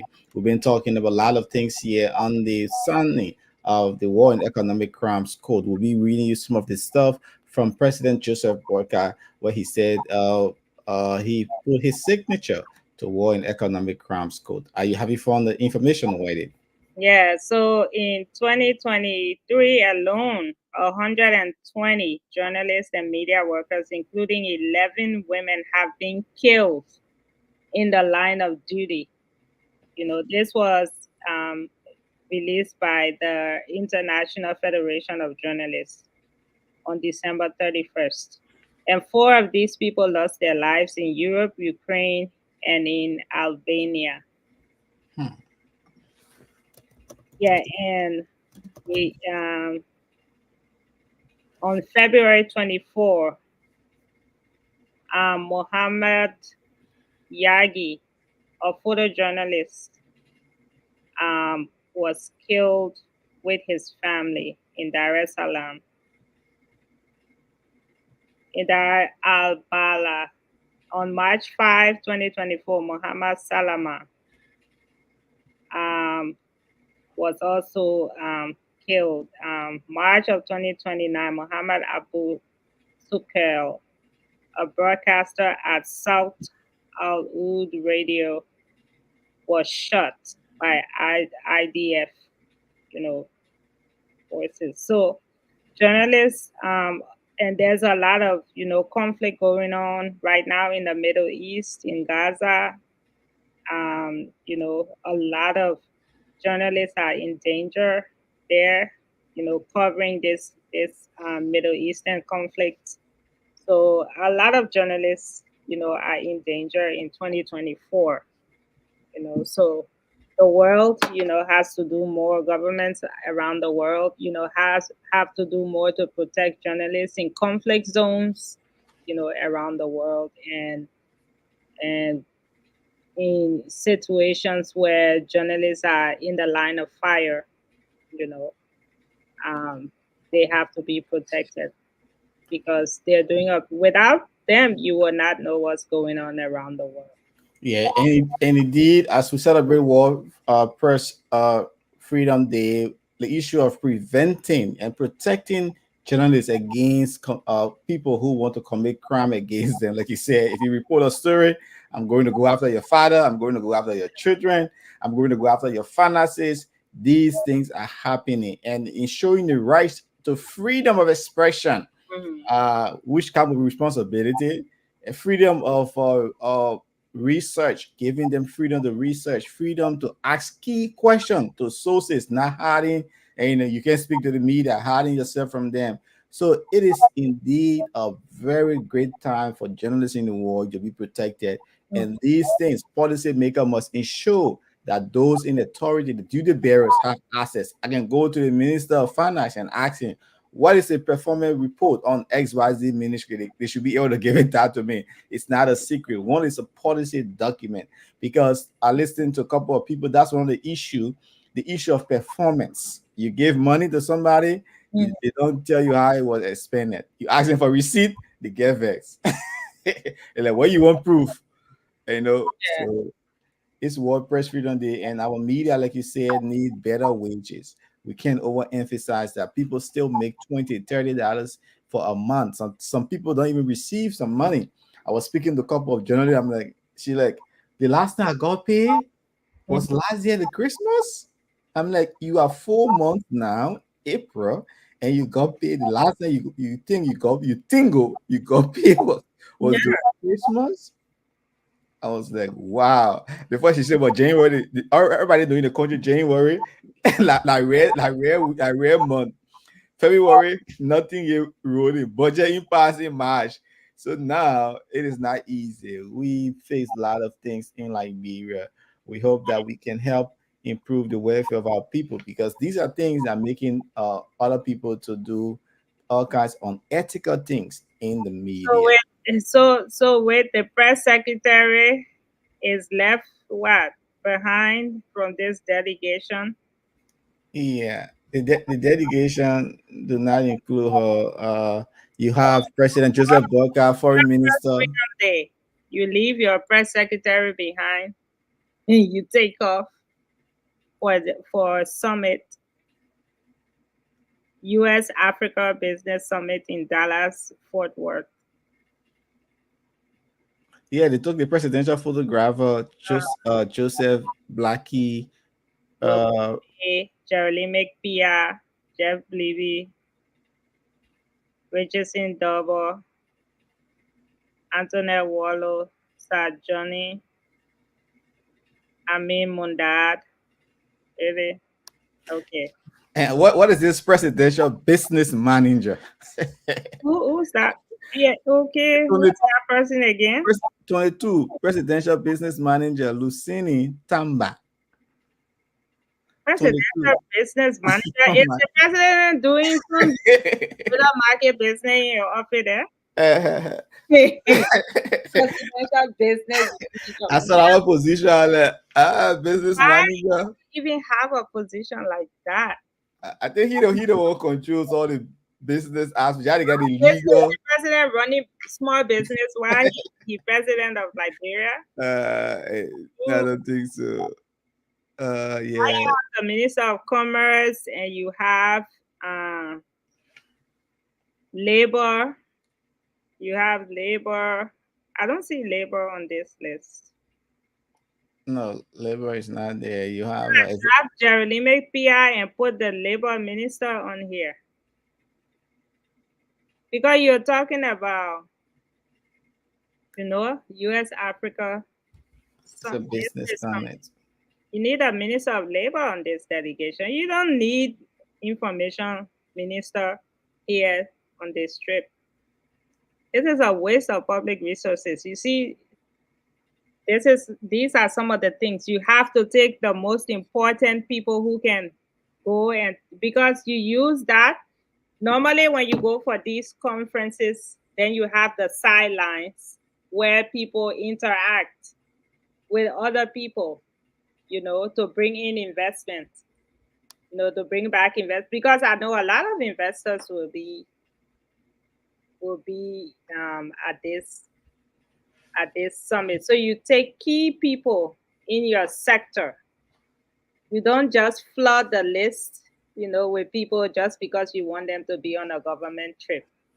26 main delegation. You still say you don't have money, but you have all these people going. You have to provide per dime for them from government, And the pattern can be so you go on government trip. Yeah, and they say how they call it again? DSA. For it.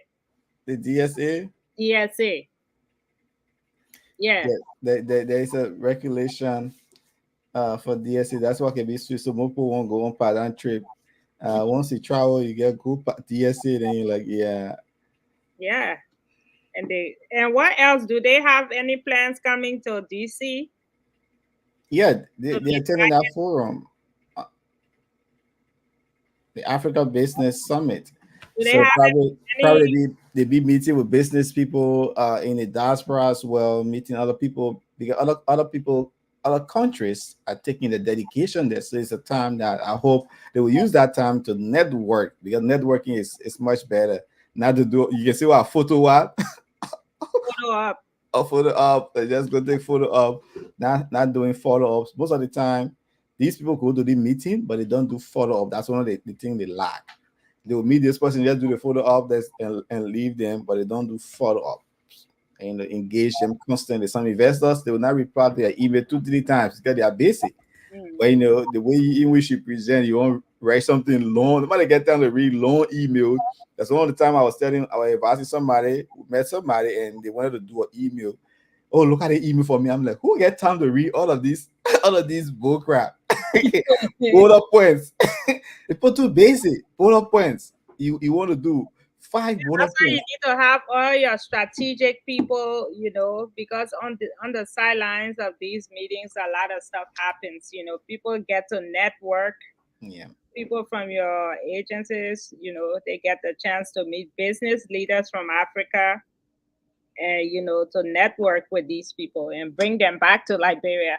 First of all, you have a really messy fire service, not and a non-existent fire service. It's a good area for business development.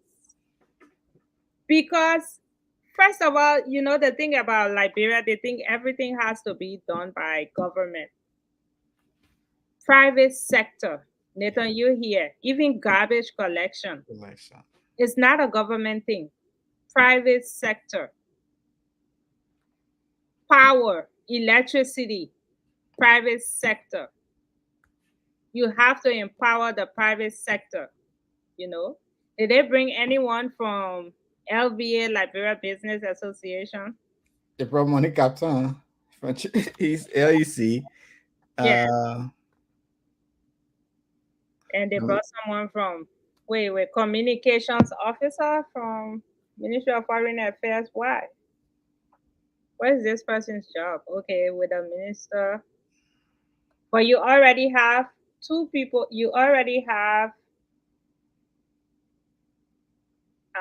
Sarah Kappa. What's her name? Sarah Kappa Jones here from Foreign Affairs. You have a protocol officer here. Because, we've been on government delegation. So we basically, all these people are not necessary to be on here. All they do is just follow the president around. They don't do anything. That's the problem with the Liberian delegations, that travel. The only people probably who will work will be the president, the Minister of Foreign Affairs. That's all. The rest of those people will wake up in the morning from their hotel rooms, go downstairs, have breakfast, get in their cars, whatever rental cars they're going to be using, get in there, go to the conference. That's all. They have no connections outside of that. Maybe the only person who might have a real itinerary will be the president. That's all. If he has a real itinerary. And then you can use this time to come to DC and you can meet up with power brokers in DC. You can meet up with lawmakers in DC because there's so many people in this area who have worked with Liberia, who can make the connections. Because you have Linda Thomas Greenfield up there in New York. Maybe the people got a lobbyist. So I'm paying them millions of dollars. Their lobbyist is. They have not said that yet. So I need to know because Ellen Johnson Sirleaf had this lady. Anna Livingstone or what? Some Livingstone or water spoon, something. What's her name? Levi something. She started with some L. Oh my God, I forgot. Her name just slipped. The one who you're ringing bells saying anyway, you forgot about me. And George Reakin with another CNN analyst. Yeah, she was there on K Street. I'm gonna find her now. Yeah. Reva Livingston. Yeah, I know Levi. Yeah. Reva Livingston was her lobbyist, and she will hook her up with a lot of power brokers here in DC. And you still have what's his name, Jude Moore up here. In I think he's doing some. I don't know if he's still there, but he works at a think tank in DC. So because coming to that summit, meeting up with these leaders, if you don't come to Washington, you get nothing done. Don't be like the Weah administration who got nothing done with Washington. Nothing. Zero. Visa restriction. Like if that would be another fun. This Irish question. yeah, if you come to America and you don't come to DC, you've not come to America. You need to come, especially with this war crimes court thing now, a hot cake. They should take advantage of it and use this leverage, to sort of like meet up with power brokers here in DC and be able to help the administration. The help is there, is how you lobby for it. You see the United States giving out money here and there to governments. They could do that for Liberia, but we don't have the right people to go in there and negotiate, for Knocks and doors. yeah. Okay, this is all the time we have for Weddy Williams. So we have to talk about this war crimes, this establishment of that. We have to read our executive. Okay, let me just pull it out. The proclamation. The first 3 pages, is not interesting. It's just, I think the last 2 where he establishes. Is that what you're talking about? Laced with international partner in sourcing the funding for the Special War Crimes Code of Liberia, draft legislation for the establishment of the Anti-Corruption Code for Liberia, taking into consideration jurisdiction configuration, which shall be separate and distinct from those ascribed to the current criminal codes in Liberia. DC recommending the scope and duration of the Special War Crimes Code for Liberia after due consultation with funding partners and other consideration necessary. So you see the trick here. It's not an establishment of a war crimes court yet. They're setting up this office, which will lead to the establishment of the war crimes court. So we have 2 things going on here. We have this bureaucratic bottleneck, which is this document that is sitting here in front of us, where this office is going to be established. Whatever comes out of this office, we don't even know if there's ever going to be a war crimes court in Liberia with this document that we're looking at. Because first of all, to have a court, you have to set up the court. The court has not been set up yet. This is just the groundwork to set up a court. This is not what was done in the case of Sierra Leone. Sierra Leone, they went straight ahead and established a court. There was no office that they set up first. But here you have in Liberia, we're setting up an office and then we're appointing someone to head this office. Plus, we're going to appoint staff. We're going to have people working with this office in order, to come about to working with international partners, lobbying to see who's going to head the court, what the court is going to be made up of.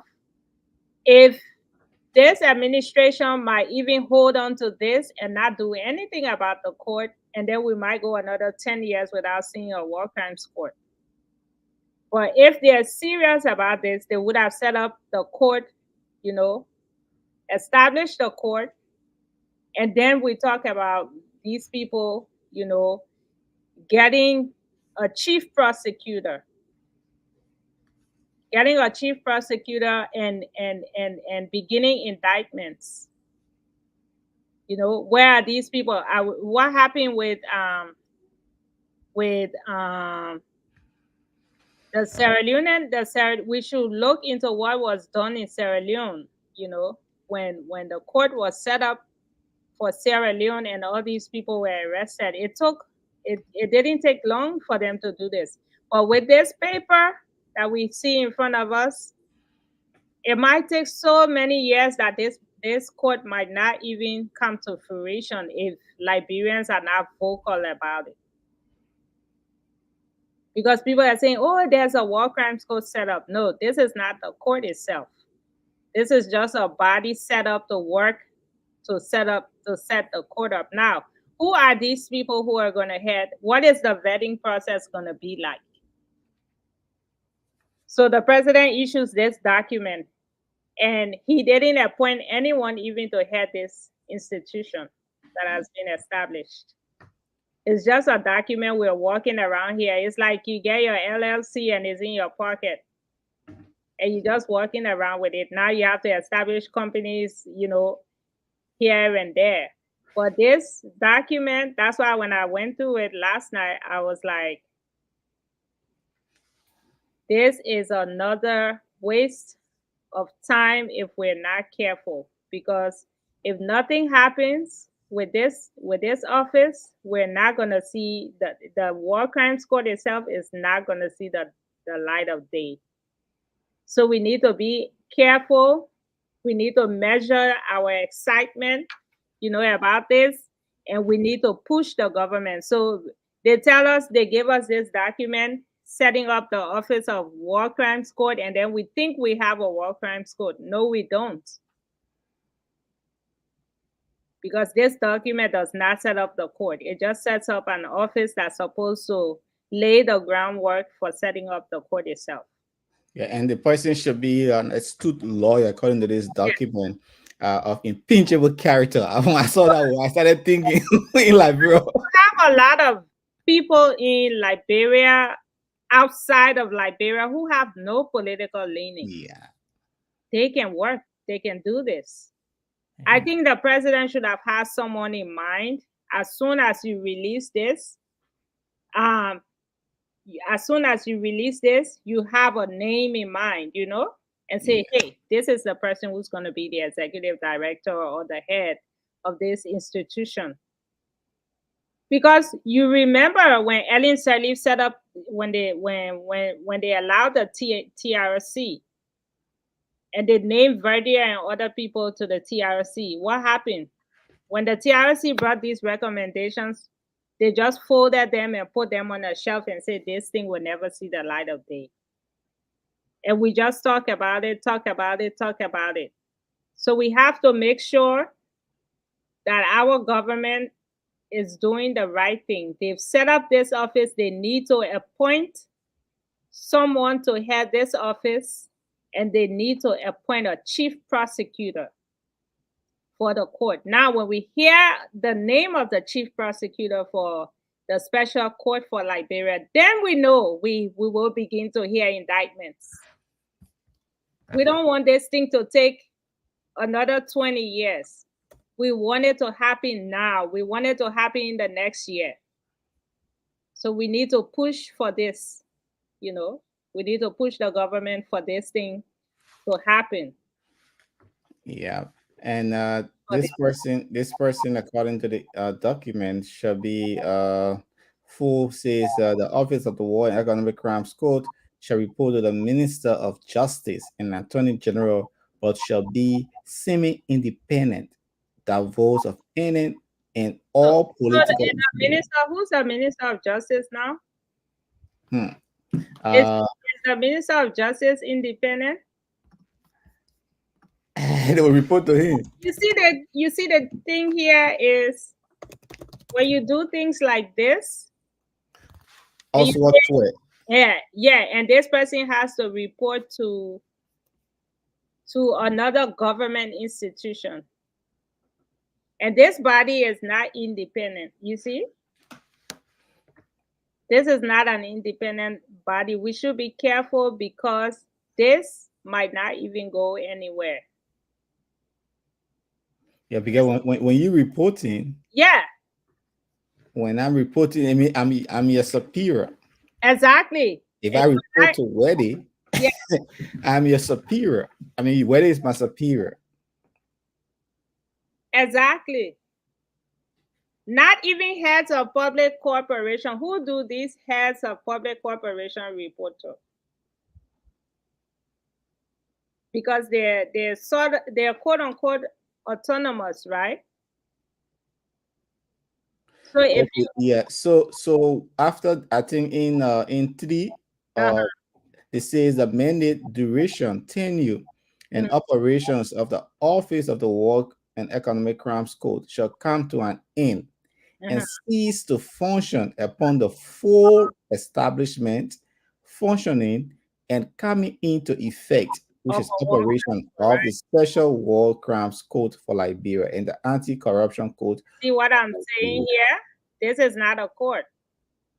This is not a court. So if these people don't work, and there isn't even a duration. If you have said, okay, we give you guys 1 year to do this in the next year, then we know, or in the next 6 months, then we know it's serious. Now, what they're going to do, you watch this. They're not going to appoint anyone, or if they appoint anyone, this person is going to be crying, we don't have funding, we don't have funding, we don't have funding. There should have been an independent body, that will be able to go out there and sit, because first of all, we have international partners that are willing to support this. So we need to be careful that we are not stuck at this point, We just appoint this office and then that's it. And then we never see the light of day. Most of these guys are dying anyway. Yeah. And the Anti-Corruption Code as well. So exactly. War and Anti-Corruption Code. So it's not only War Crimes Code. Yeah, but we will give them the benefit of the doubt, but we just wanted to tell Liberians this is very, very far from the War Crimes Court that you were expecting. This is just a step in that direction. I heard someone say, oh, Ellen Johnson Sirleaf or these people didn't do it. It has been coming from 2005 up till now. So there have been steps. You see how long it took them from 2005 till now to come to this document. It's just a document, not even a court itself. So Liberians have to push the government, because with public pressure, they will be able to appoint someone and then start the ball rolling. Yeah, and not to call it washy-wishy or wishy-wash. Exactly. Preempt the person who do put to protect our interests. Yeah. We need. We see Prince Johnson threatening all these people from his church. Let's wait what happened and see what happened in his church on Sunday. What he has to say about it. The men sign up to it, so we hope that. He's not consistent. He can sign something and then the next minute he has something else to say. So we really want to know what he has to say. Okay, President Joseph Boyka put pen to paper signing the War and Economic Crimes Code. And I have invited all of you here to join me in consummating a process that was set in motion, deliberate actions and steps towards bringing justice and closure to the scars and memories of our tragic and violent misadventure into more than 14 years of senseless civil conflict. Through the several years following the silencing of the guns, we as a people have endured downpours of agony and an avalanche of recriminations and a clear call from all victims or alleged perpetrators.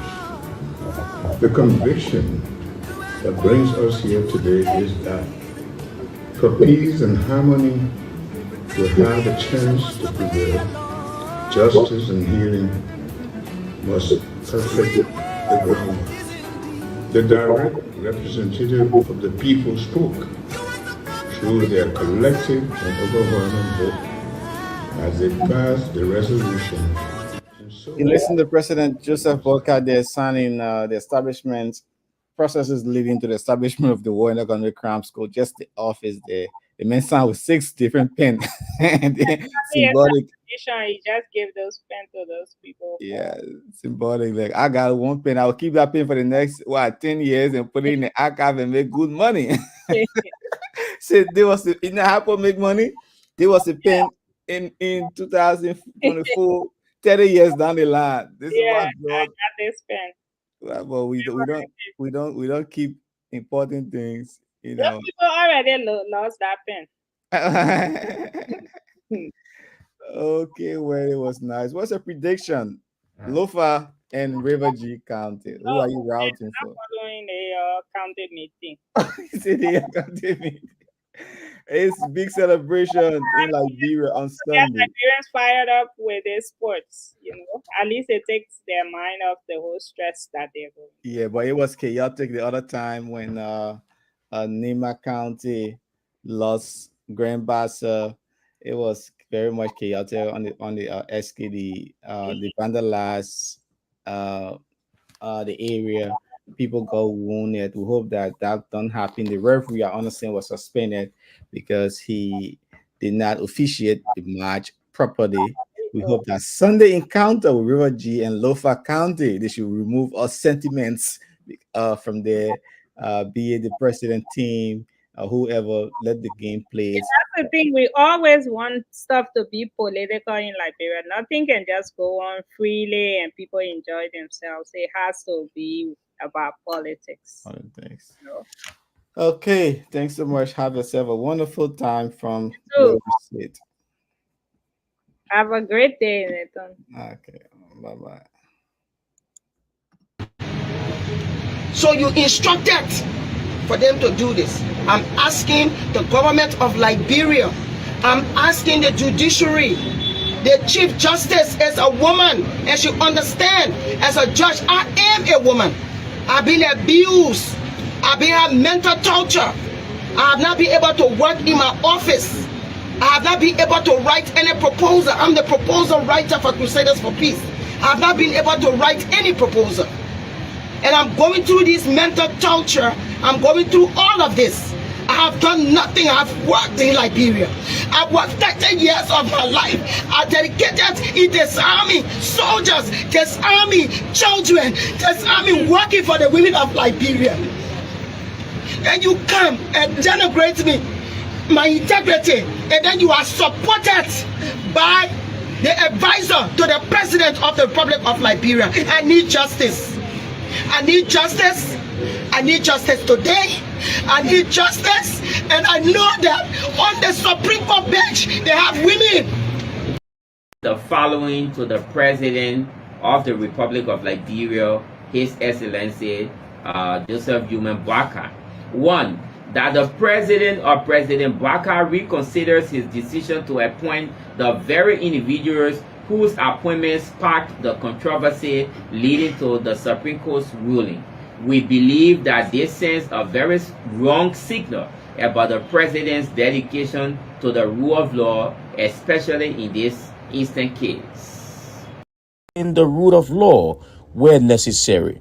Connor Coleman said measures being put into place are intended to protect both motorcyclists and those they carry. He spoke when he unveiled the new spokesperson of the Liberia National Police, Chisidia Clark, on Wednesday. Is to ensure that safety of the people they're carrying and their very lives will be enforced come May 15th. To those who have stood up to come out to only guide them in the name of protest, we challenge you. Our doors are open for ideas. This is a society of laws. If you believe that the rights of other people are being infringed on and the only recommendation that you think that you can give is to protest, then go ahead and try it. But we are saying the doors are open. If you have ideas that are better than what we are proposing, come to us. Let's speak about it. This lawlessness has to end. Protest cannot be the only way out. It cannot be the only way out. And to those who enjoy immunities by the people and tend to abuse those immunities by coming out and inciting people, when your action constitutes a breach of the peace, you understand that we are law enforcers, we will enforce the law. So if you have ideas, if you believe, anybody for that matter, my doors are open. If you have an idea that you believe is better than what we're proposing as it relates to the restrictions, from now to May 15th, we have for 2 weeks. We're willing to sit down with you and dialogue. If your ideas are better, trust me, we're incorporating. But if you feel that you can threaten with protest, and that's the only way, because that's the only thing you understand, we are guaranteeing you that law and order will prevail here in this country. Law and order will prevail. There's absolutely no one that will threaten the state. We have duty to our citizens to protect them. And if we feel that there are measures that need to be put in place to safeguard the integrity of the state, those measures will be upheld.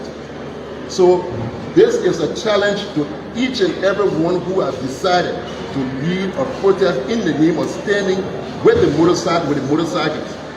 The doors are open. Bring your ideas. Bring your ideas to the table, and let's see if they're better than ours. We'll take them. If you offer an idea that is better than what we are proposing today, we will accept it. But if you feel that protest is the way, I'm saying it for the second time, because nobody will be intimidated here in any way, shape, or form. Absolutely not. We have a duty to protect the citizens of the Republic of Liberia, and we do it without fear, favor, malice, or ill will. The laws of this land will stand, regardless of whatever. It will stand. The police chief, however, welcomed those, he said, joining their voices in speaking for justice in Liberia. And to those who have just somehow found their voices to join the call for to justice for murder, we want to say we hear you, we recognize your call, but we say thank you for now seeing the need to add your voice to the call for the likes of Gifty Lama, Bate Yiswa, the 3 missing boys, Princess Cooper, and all of the other people who died here that we still do not have closure for. Since you have now found your voice, we say welcome to the call, and we encourage you to continue that call for justice. Also speaking minutes after she was unveiled as the new spokesperson of the Liberia National Police, seasoned journalist Cecilia Clark promised to uphold the public trust as she worked to promote the image of the Liberia National Police. To be engaging with the media, as you know, my colleagues, that we have been engaging from the Reporter Association aspect, and being now in the place as a law enforcement officer, the spokesperson of the Liberia National Police, I will do my best as it relates to media engagement. I will do my best to give the public trust as it relates to the police relations and the public relations. I will do my best being proactively involved in all activities for the sole image of the police. And this I promise as I will be taking my office. And I urge every one of you to support me in this endeavor, because Liberia is our country and the police is the friend to the public. Not to take much of your time, I just want to assure you that all will be well in Jesus' name. Cecilia, who previously worked at the Liberia Broadcasting System and served as president of the Reporters Association of Liberia, replaces former police spokesperson Moses Carter, who has been sent to the personnel department